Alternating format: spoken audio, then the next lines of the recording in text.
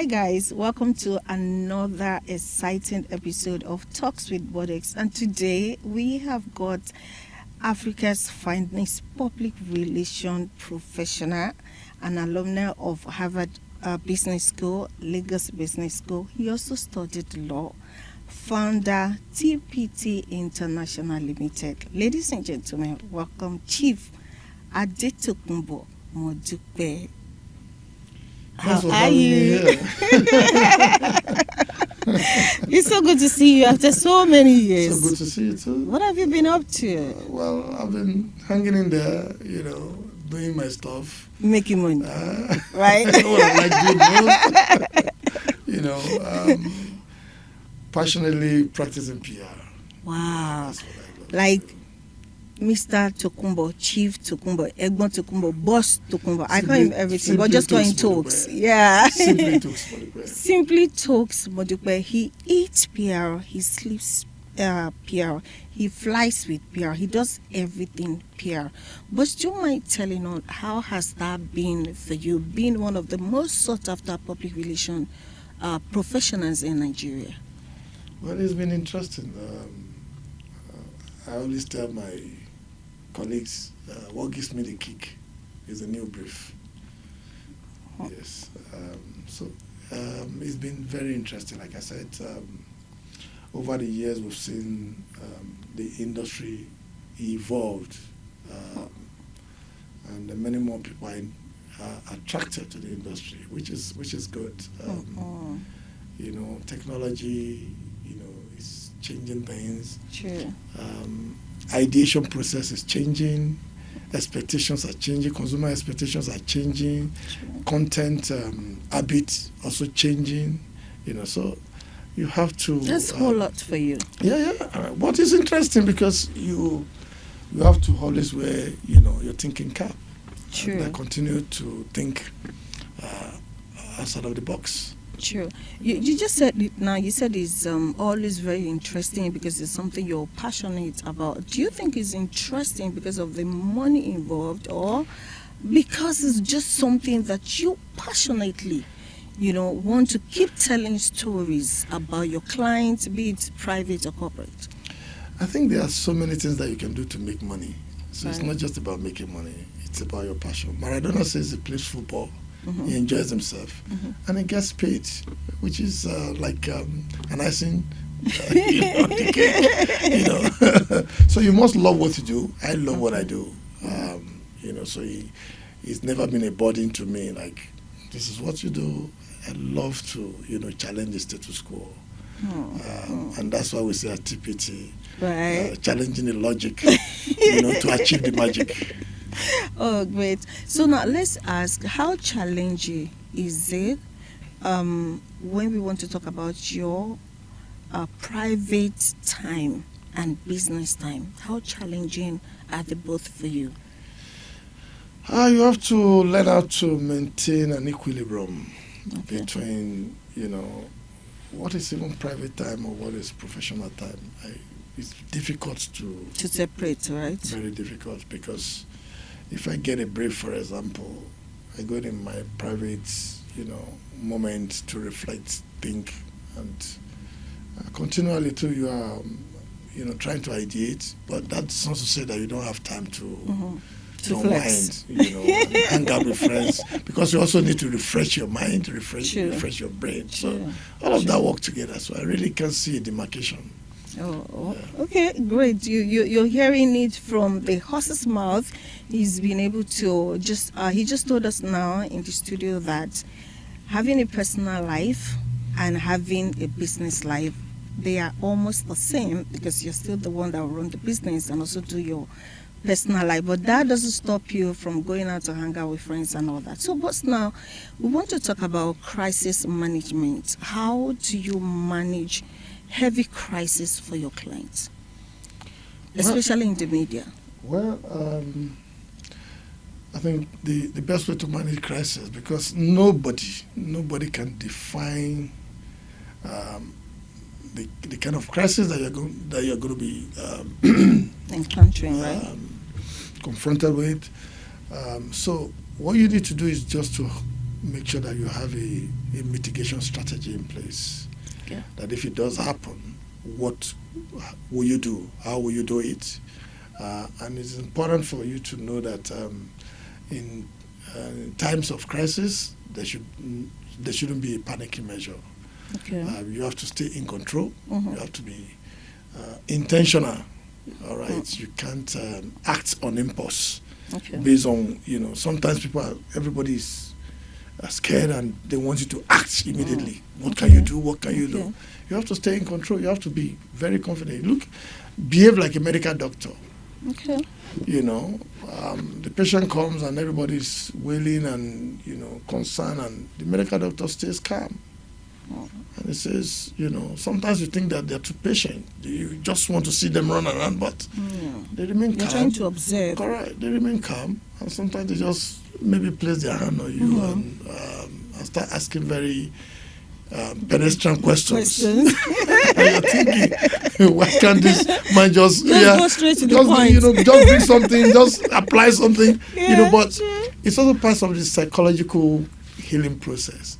Okay. So in terms of crisis, you have to stay calm, right, and be able to now respond to the crisis in a way and manner that you have structured your mitigation strategy. Right. So you now look at different scenarios that apply to that particular one, and that's why I said that crisis mitigation strategy should be in place before crisis happens. So for all our clients, we have that in place. We look at scenarios, we look at the business, and then look at different scenarios. What can possibly happen? That can happen. Yeah. Okay. Even when we have activities for our clients, before we go out, we also ask ourselves, what are the possible things that can happen? That are for supposed instance, to go wrong. if you have a big event for your clients, and an explosive goes up. Okay. What will you do? What would you do? How will you communicate it? If X, Y, Z happens. So you have to have, crisis, a sort of predictive measures in place. Okay. So when it does happen, you now look at the scenario which applies to this, and you are able to adjust and then begin to implement that. Okay, that's awesome. As a public relation professional, what would you say about media trends in Nigeria, especially digital media? Do you think in Nigeria we're overdoing it compared to, other countries? What would you say? Well, I wouldn't say that digital transformation in Nigeria is different from what it is in other advanced. I think our approach to it is also reflective of our culture generally. The only thing you might consider is the level of regulation, that we have. I think the digital space in Nigeria is, if you ask me, over democratized. Right. The freedom is huge. So people can say whatever they want, they can post whatever, and then that makes fake news thrive. Sure. Okay. So that's why if you look at traditional media, and most digital platforms, for you to be able to validate your storytelling, you still have to go to traditional media. Traditional media, because the trust is there, the confidence is there. Okay. So it's important that we understand this. And many of those traditional media too are embracing digital platforms and everything, and that's great. But they're going to continue to coexist because you discover that they one need needs each other. Yeah. Okay. So do you think social media should be regulated in Nigeria? It's a very tricky question. I think there should be some level of regulation. Right. I think so. That does not mean stifling the practice or access to it or whatever. It's a growing space, and it does require some level of Of sanity. Yeah. Sometimes the madness you say. It could be overwhelming. It's just, but you know how people enjoy freedom. Yeah. Especially when the economy is also not very encouraging. People just need to find joy one way or the other, and the social media appears to be serving that purpose in Nigeria, because sometimes you are just in a state of confusion, and social media just take that away because access to it means that you have access to so many entertainment, jokes and skills all sort of things that you never believe will happen. You just see it right in your face. Right. So it does also play its role. Which part do you think should be regulated? Because like you explained, social media is actually it's too big, right? And the way they practice it in Nigeria, it's I don't know. I've also been trying to look for answers for it, and that was how we started Bodex Social Media Hangout, so that we can bring in experts like yourself to come teach the use of social media for social good in self-development and also in nation building.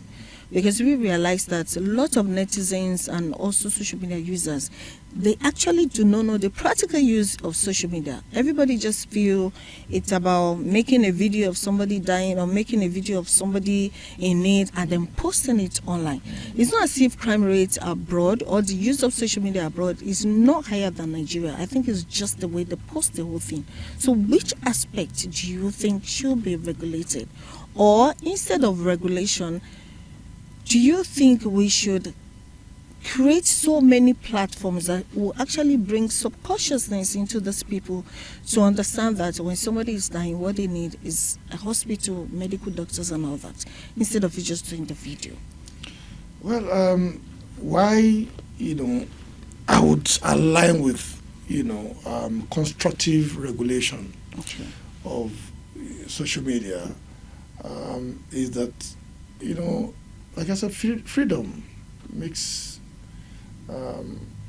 people feel that they can do anything unrestrained. And you also agree with me that social media is owned by, the generation you classify as Gen Zs. Mm-hmm. Gen Zs. The millennials and Gen Zs. And their culture is completely different from our culture. Sure. If you look at the way they behave, they're very, self-focused. They have, so much confidence. Sure. And that's freedom mindset, very independent-minded, and can be very brutal. They really don't care about. They don't care. So they own that space, and a lot of the things that you see, come from them. So if you have a sort of constructive regulations that this are, you can go this way, you can go that way, perhaps they will focus more on positives rather than negatives. The negatives. So it's a general reflection of the society also. Right. People are jobless, people are out of school, and and they have access to social media. Yeah. That's where they can make money and express themselves. Just think about what we sell. Negative news sells, unfortunately. Negative news sells. True. So that's why they're looking for negative news. Right. And that's why we're overwhelmed, on how to control it. Correct. Great. Okay, boss. Now let's go back to public relations again. How do you handle aggressive clients? Aggressive clients. Or you've never encountered such? Well, I wouldn't say,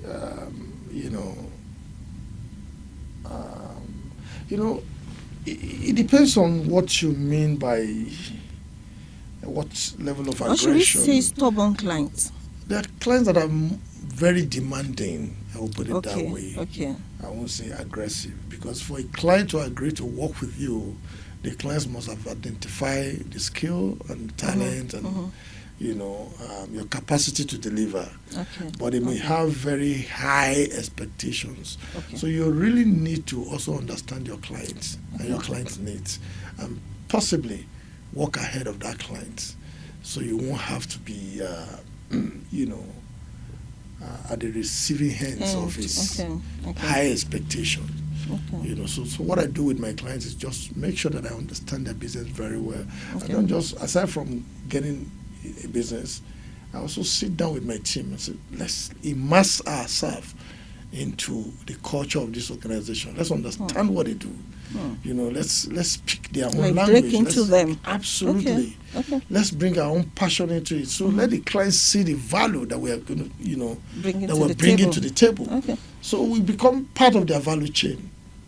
So it's difficult for the client to now start putting unnecessary pressure. Okay. Because we're working together to achieve their own objectives. So expertise, confidence, and they know that being you on top of have your an game. idea of what you're doing. Absolutely. If you're very clear about your objective and you're working hard to meet that objective, the client will respect you. Okay, so because it could be,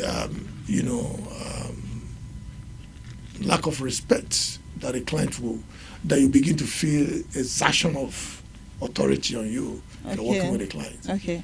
So what about stubborn clients? When I say stubborn clients, I'm referring to the ones that you will advise on a crisis that is on ground, and they're actually telling you what you should do. Well, when the client begins to tell you what to do, then you are the one that is not doing your job. It's time to go home. I've actually walked out of a couple of clients in the past, very big clients. That you had to walk away? Yes, I walk away from their account. Yeah, because they don't need you. If they have an idea of what... As a professional, if you know what you're doing, you don't need me. Oh, great. Oh, wow. You don't need me. Wow. So why should I be hanging there? Please, that's the take home for today. I'm not going to be enslaved by any client. Right? I'm a professional. I have something to contribute. You have a problem, and then you've identified the professional and that you want me to solve that problem, and I'm solving that problem, and then you think there's a better way to do it. You don't need me in the first place. So I just this is the take home for today. Simply Talk just said, if you go to places that you are not needed, forget the amount of... Why should you be there? Just carry your bag and baggages and be going home. Tell the client, boss, it should be it all. No problem. Let me just, face out. So, boss, let's talk about fake news in Nigeria. Why do you think... Okay, like you said before, you said bad news sells faster. Bad news sells faster. But now let's talk about fake news. I think bad news is different from fake news. Or are they the same thing? They're both bad, but but different contexts, right? I was a different species of bad. Okay, now let's talk about the way media industry works in Nigeria. The way they run with fake news without verification, without confirming, and then later you now get to hear that it's fake news. So. That's what I said about constructive regulation. I think we haven't seen enough deterrents. Okay. People get away with. You see, sometimes you just read somebody's obituary with very while they're still very much alive and healthy, and nothing happens. I don't know whether we can track or whatever, but there should be consequences. Okay. For such news. acts, right? Okay. So, and there hasn't been any much of that. So, when there's no deterrent, this gets really, really bad. But why do you think we don't have a solution when there is a problem of fake news? Because again, people need to trust the system. Victims of fake news sometimes get discouraged because of the legal system, the way it works in Nigeria. You look at it, if you go to court, how long is it going to take? What's the stress? And, people just tell you, this won't kill you. And then you just walk away. Or they come to apologize to you. Or the person calls someone who has posted something on social media that can never be taken up. has come to apologize. Apology can fix that problem. Sure. Okay. Sure. You can take it off from your platform. From your own platform. But it's been But lifted. what about It's gone others? viral. Yeah. You know, so it's difficult for you to retrieve. And there are no, like I said, no consequences. So. Wow.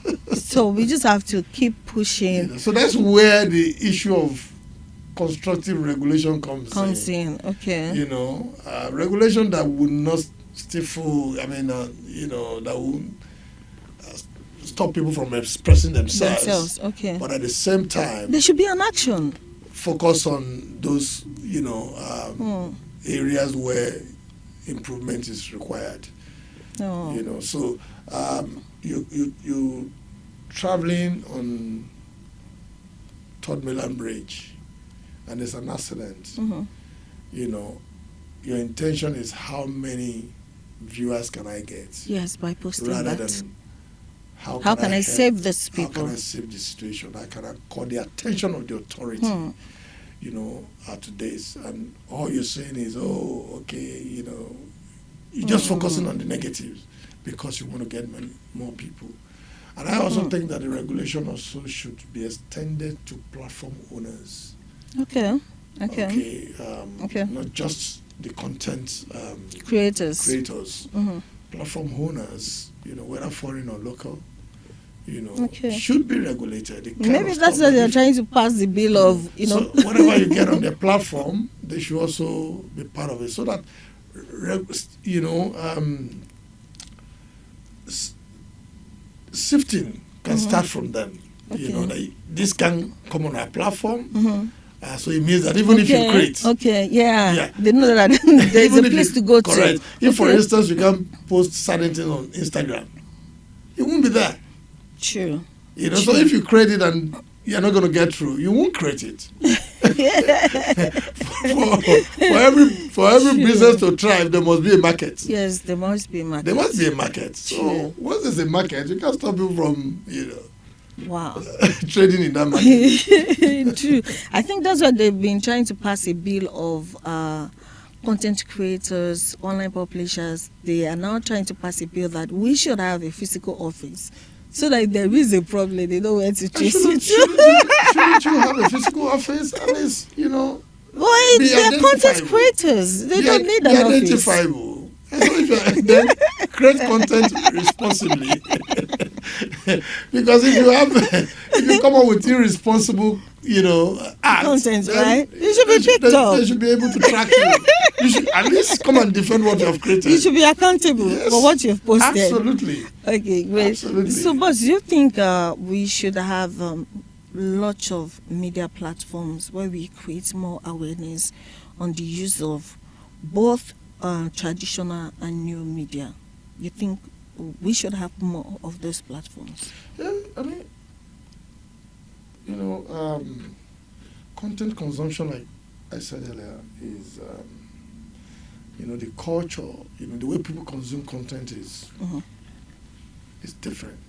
Sure. You know, that's why, you know, platforms are, you have avalanche of platforms.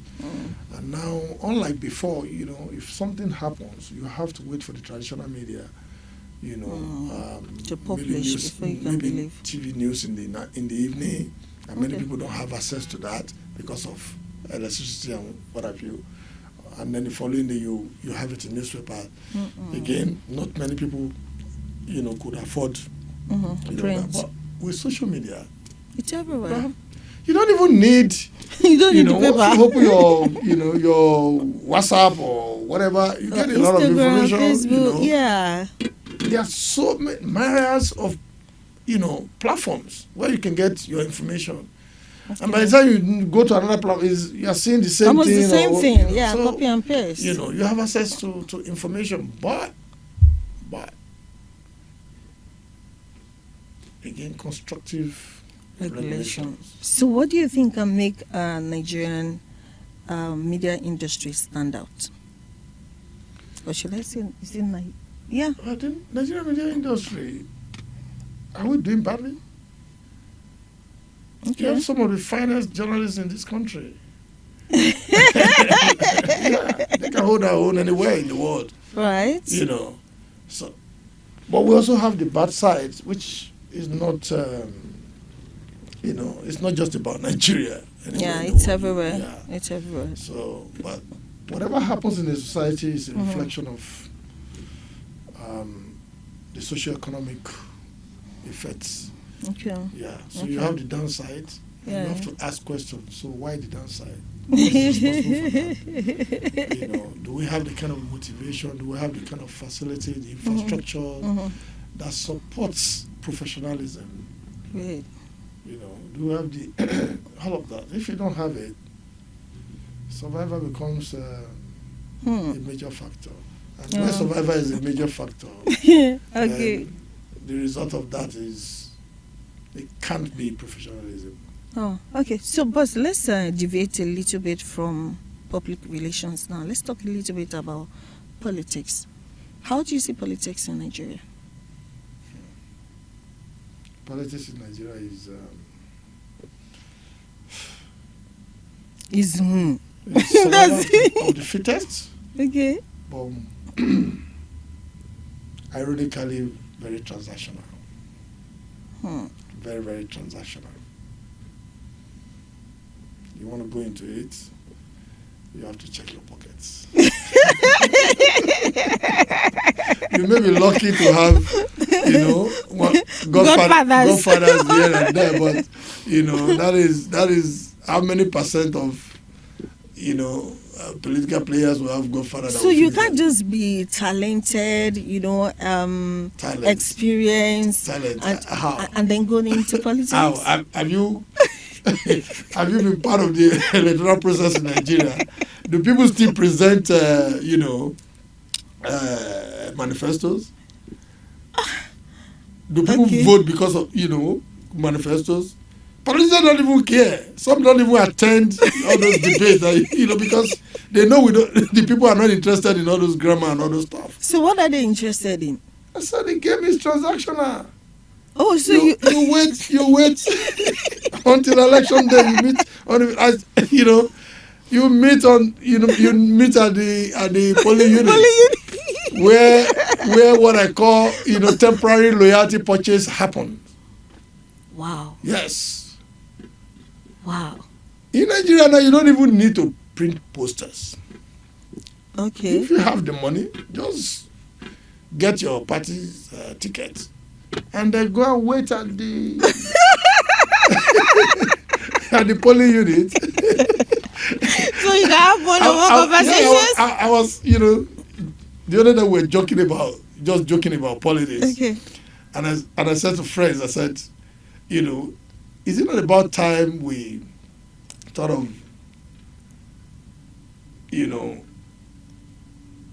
giving the entire process, electoral management process, taking it away from INEC and giving it to Nigerian Stock Exchange. So if you're going to start voting, let's say at 10 a.m., okay, the exchange would have been, they just ring the bell, and through different digital platform that is starting at social time, trading starts. Here are the the candidates. Okay. You start trading because that's what happens. Except we're deceiving ourselves. That's what happens. Unfortunately, it's even more expensive. It will be cheaper if we concede it to Nigerian Stock Exchange to manage, because it's all transactional. Everything about the electoral process in Nigeria is transactional. Wow. What about the judiciary? I don't want to talk too much about that, but we all know what's your confidence in the judicial system.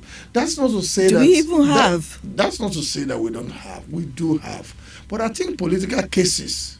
Okay, it's making it look bad. It's making it look bad, because you go to court, you cannot say, because if the judiciary has totally collapsed, then it means that everybody will be hopeless. Or because armed robbers and criminals would have taken over.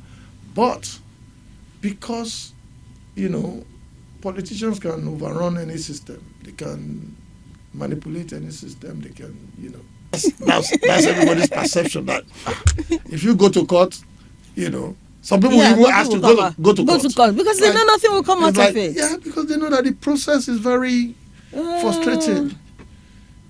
You know, especially when you know, sometimes you see some of those case judgments and you driven more by technicality than, you know, the facts therein. So, you know, you don't. I'm not sure people are. If you look at what erodes the image of the judiciary, for example, it's been largely political cases. Yeah, true. It's been largely political cases. True. You know. So, what do you think we can do for us to be able to, you know, to get it right? Well, what can be done to get it right? Yes. We need. Is this how we're going to be looking? We need a benevolent dictator.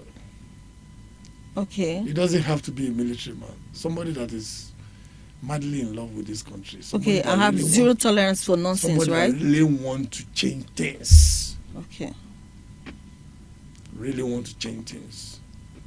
Can we still get such person in Nigeria? Perhaps.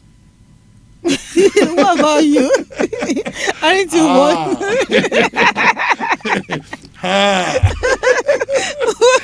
Aren't you one too?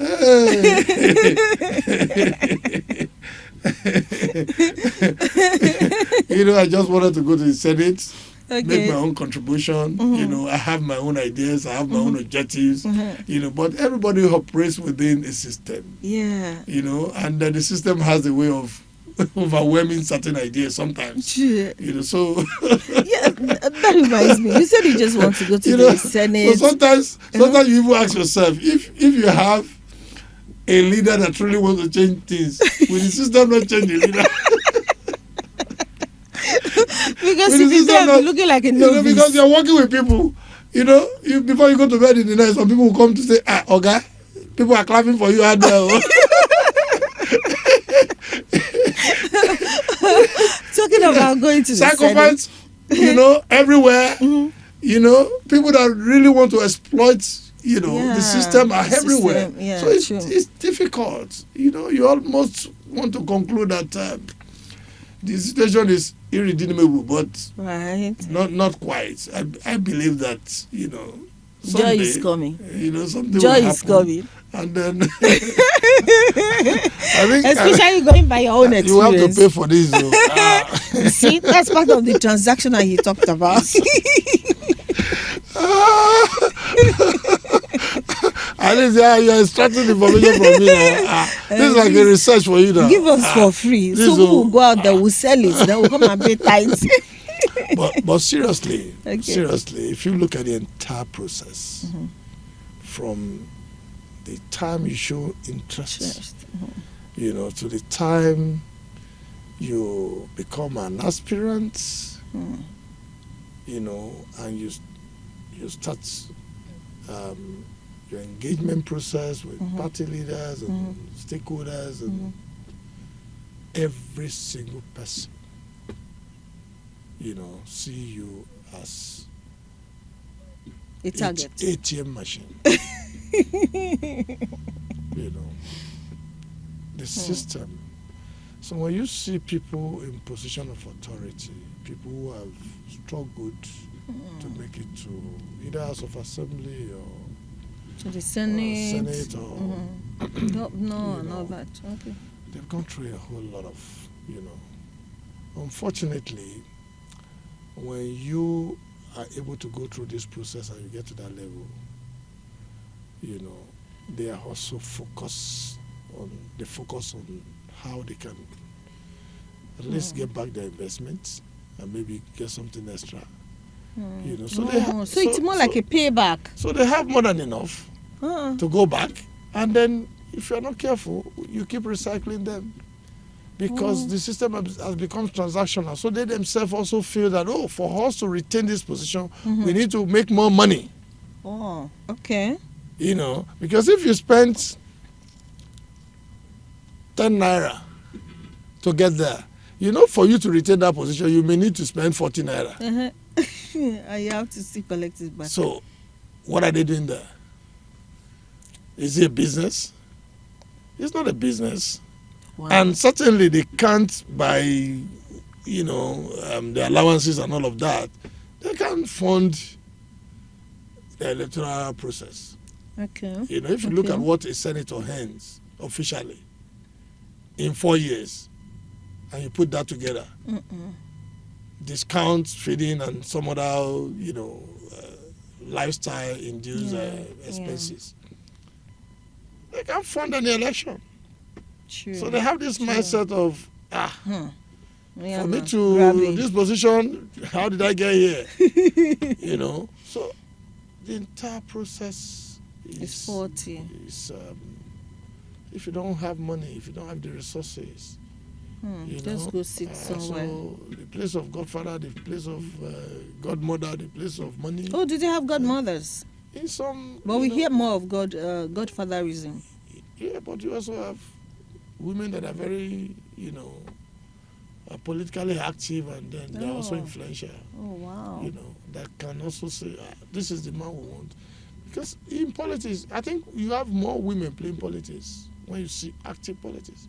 You go to campaigns, you have more women. You go to, it's the position, the position that you have more men. But when you talk about people that are very active, in the process, yes, they are women. Okay. They're more active. If you go to the grassroots, or you go to the unit, you go to the ward, you go to local governments, you go to meetings, you see more women there. They're the one dancing in the markets, they're the one doing all those campaigns, and they're just comfortable, Imagine. So does that mean they just relegate them to that being part of the process? I wouldn't say there's an intentional or institutional relegation. It's just I think it's just a cultural thing that women sometimes just feel like, let's support the men, rather than push ourselves forward. Yes, to be part of the leaders. Exactly. Okay. So very few, and then when you see one or two trying to do it, sometimes it comes natural for people to feel, why? Okay, great. So that needs to change. That needs to, and if it's going to change, it comes from women themselves. Right. So now, TPT is telling us, the founder, Egbon Talks, to be short. He just said we women should try and find our own level and spaces when it comes to leadership. Let's just stop being. It's not like we will not be part of the process, but do not be the major part of the, the basic, process. So women, let us push ourselves to be where the men to where they are, so that at least we can have the gender equality that we all are preaching about. And before we leave the studio, we would like to ask Mr. Talks one more last thing. But we want to talk about scandal. Most of the celebrities or even some corporate organizations, when they have new products or they have movies, depending on who we're talking about now, they feel creating a stunt or a scandal is the best way to promote whatever they want to promote. As a public relation professional, do you think that is the best way to go about that? Scandal and stunts. I do not know of any serious brand, corporate brand, that want to use scandal to promote their products. Where you have that is in personality projection with celebrities. Sometimes they just want to create something that will create attention and conversation around them, whether negative or positive. Because like I said, negative news sells. It's just first time. So for them, let's orchestrate something that is negative, so we can get that, attention. We can get that traction. So, and then they begin to orchestrate some work, some, in most cases I don't think it works. It backfires though. So, for celebrities, again, it's about, thinking out of the box, because there are things that you can do that will still be positive and and then will resonate well with the people. And then, project you well. So I don't see it as a good strategy. I do not see it as a good strategy. Stunts on the other side, when it comes to corporate or product brands, yeah, it depends on what you're selling. Okay. You know, Stunts is good. You know, some when it's costs, positive, you know, right? Yeah. Stunt will always be positive because it's intentional. It's you know, something that you have to sit back and say, how do I get the attention of the public? Okay. You know, how do I get? I remember. No, it can be positive, but sorry to cut you. Stunts. There was, You're there talking about was, stunts. yes, I there have was. done a lot of PR stunts in my life. And maybe you did the that really positive worked. one. Yeah. There was an artist, or was this Kibil that actually forged his own death, and he didn't die. Is that one a positive stunt? No, but that's okay. We're talking about negatives. All right, orchestration of negative. And I said that's, you know, you always find with celebrities and personality that really wants public attention. Okay. Maybe their career is, you know, when they start having complex and then lack of confidence in what they're doing, and lack they of may want to do relevance. something or let somebody orchestrate something that will give them that. Okay, I'll bring them feeling. back to But I haven't had the opportunity of working with such people. with such people, you know, in my career. Okay. But stunts, PR stunts, I have done a lot. Okay. And it was great. Yeah, very good. You very, enjoyed very it. good. You know, because you sit back and then you orchestrate something, you ideate, and then you implement it, and you see it work. And nothing gives you I am excitement feeling more than fulfilled. that. And then you even hear people, you know, talk about it, I'm argue, telling you, and then, you yes. know, attributing certain things to it. some other persons and everything. You just sit back and then Sure. enjoy it. It means that it works. Yeah. You know, so stunt is part of, you know, getting the attention of the people, and then, you know. Okay. So do you think our celebrities should also try and start having public relation professionals as part of their structure? Absolutely. Because some they don't. There's even something that we do. Okay. We can do what is called personality investigation. Okay. For you to even understand yourself. You know, people just think that, oh, I know myself. I know myself, sure. No, Okay. you'll be shocked Then you if your don't. personality is investigated, that you're not who you think you are. So you need to start from there. When your personality is investigated, you know who you are. Then the kind of communication that will work for you would then be defined. Oh, okay. And designed for you. Okay. You know, for your personality projection. Okay. So you see many CEOs, global CEOs, and you know they are people who have, you know, investigated their own personality, and their personality projection, the kind of things that they do. You know, does it align with their personality? For example, if you're an introvert, and your inspiration, okay, is another personality that's an extrovert. Oh, okay. So that's the person you want to be like that person, but you do not understand this limitation. How it works. Okay. So you're going to be, you know, chasing shadows. Oh, okay. And if you're an extrovert and the person you want to be like is an introvert. Okay. So the kind of communication that will work for that person won't work for you. True. That's true. You are a super conservative person. And the person, you know, you like to be like, is a stylish person. Right. All right. So you're going to deal with some cultural issues. True. So, and then beyond individuals, we also look at organization. You can investigate organizational culture. Culture too. You know, and then have cultural realignment or alignment. Okay. Or you change the culture if it's not working for their objective. For you their have to look at their vision and look at, you know, is this vision even the right vision for you? Okay. All of this requires, you know, a lot of investigation. You know, some professional touch. You know, examine what it is that you know is that will work for them. And then begin to align. You know, but I have, you know, templates for all of that. Okay, And hopefully. even the procedure to do that. Okay, it's available.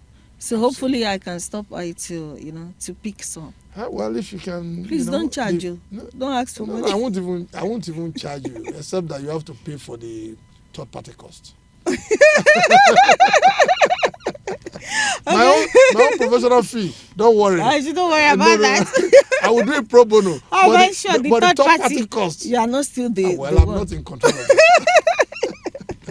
All right, guys, we are coming to the end of this episode with Simply Talks.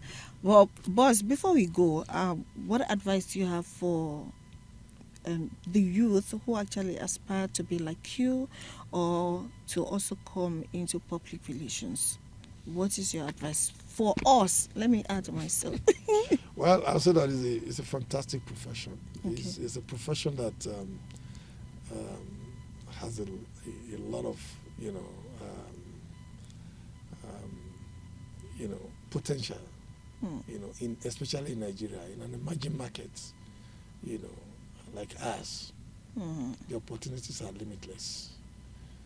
People jump into other, So when I went to read law, a friend asked me, "So you want to practice law?" I said, "No, I want to acquire the knowledge." The knowledge. Because sometimes I get a brief, and it has legal implications, and because you don't know, you need somebody to explain to you, and blah blah blah blah blah. So basically, you studied law because of incorporation, so you can incorporate it into your because it will profession. enhance my practice. Okay. Yes, knowledge. It's very important. It's not because I want to. It's not because I envy lawyers. Yeah. I love my profession. You just want to be on the safe side. Yeah, because I've actually had project with lawyers and they get paid for doing nothing. For looking at your job. But because you feel that they have the knowledge, you have confidence that when they bring this, they add something. And I like the confidence that that comes with it. So okay, this and then I have a lot of friends that are lawyers and they keep telling they keep saying you're not learned, you're not this, you're not. Let me even first go and acquire the knowledge. Let me be learned. What's in the inside?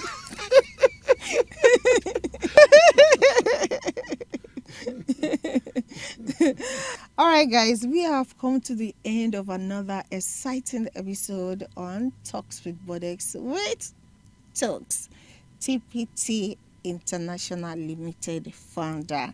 I hope you enjoyed it as much as I also enjoyed this exciting episode. For you to keep watching us and staying updated, do not forget to follow us on all our social media platforms, Talks with Bodex.